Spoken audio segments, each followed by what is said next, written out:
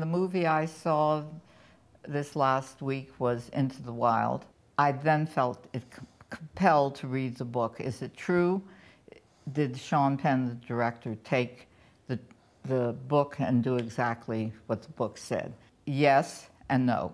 This is a movie about liberation. That is kind of the cliche middle-class family with values that you'd want to get away from. A young man announced that he goes on the road. He calls himself Supertramp. He travels around everywhere. He goes into the wilds. He moves into an abandoned bus. He goes in with a 10-pound bag of rice and a couple of books. Extremely romanticized and impractical. Alaska is a very good place to lose yourself, but a very bad place to find yourself. To have a whole adventure that ends in death, to discover that you can't be happy unless you share your happiness with somebody, is, you know, really taking a sledgehammer to kill a mosquito. The movie is about being young and foolhardy and ultimately stupid, because the river he crosses when he goes into the wild was a small stream. It never occurred to him that 3 months later, when the snow cap melted, you would not be able to go across it. If he'd had a decent map, yes, he would have been saved immediately. No more than 12 miles away, there was a station, a topo station. Yes. He could have started a fire. People flew over it every single day. He was foolhardy, but Sean celebrates that. I guess as you get to be older, you celebrate it less. How about you? Yeah, I don't celebrate foolhardiness that much, but it is admirable. The appeal of this movie is obvious, in the sense everybody wishes in a way they could break away and be free. The intent of the movie was to be a celebration of America and the West. Yes. This was a very basic appeal, I'm sure. Beautiful looking, going west. Going west. I think it's absolutely very deep into the American ethic. Ethos. Ethos, thank you. The guy's very judgmental as well. Yes, about other people's behavior. He's totally judgmental about his parents.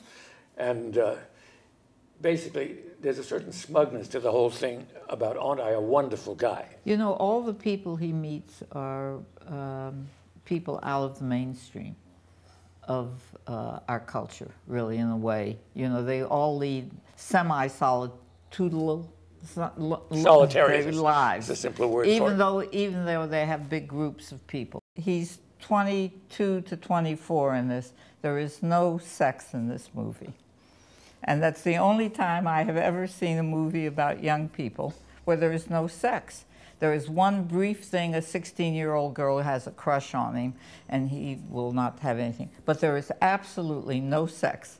Sex as we talk about boy-girl or boy-boy or girl-girl, whatever. Super bad, those things. Super bad. Not a glimmer, even. He believed everything could be solved by what you read in the book. But you know what drove me crazy is they show a picture at the end, and you learn that he had a camera, and he took pictures all across his 2-year journey. That is never indicated in the film. So the giving up all the modern conveniences, correct? But to have a camera, and he kept a diary, and I think he intended to be to come out of the woods, out of the wild, publish a book, and be rich and famous. I think I really do think that was his intent. It is quite possible. Remember Born Free, which was how to live with lions, right? Or tigers, which were they? Lions. Lions. There's something about man's wanting to be oh, come on, Lorenzo, who is it? The noble savage? The noble savage, right? Rousseau. Which we're not. I mean, you know, if I had a choice between camping, I know there are people in this room who like to go camping and sleep in the tent. If I had my choice, I'd rather be at Hotel Lancaster in Paris. Well, Voltaire gave the proper answer. Voltaire said to Rousseau, I would love to walk on all fours, but unfortunately I lost that habit 40 years ago. Beautiful, exactly. I think we're not the natural man. Wasn't there a song? I'm just a natural woman. Yes. Carole King. Yes. And I think young people will love this movie. I think I think old people will like the prettiness of it. Well, it gives you something to argue about, because the two views was he stupid and managed to kill himself, right? Was foolhardy, or was he really a free spirit living out a dream?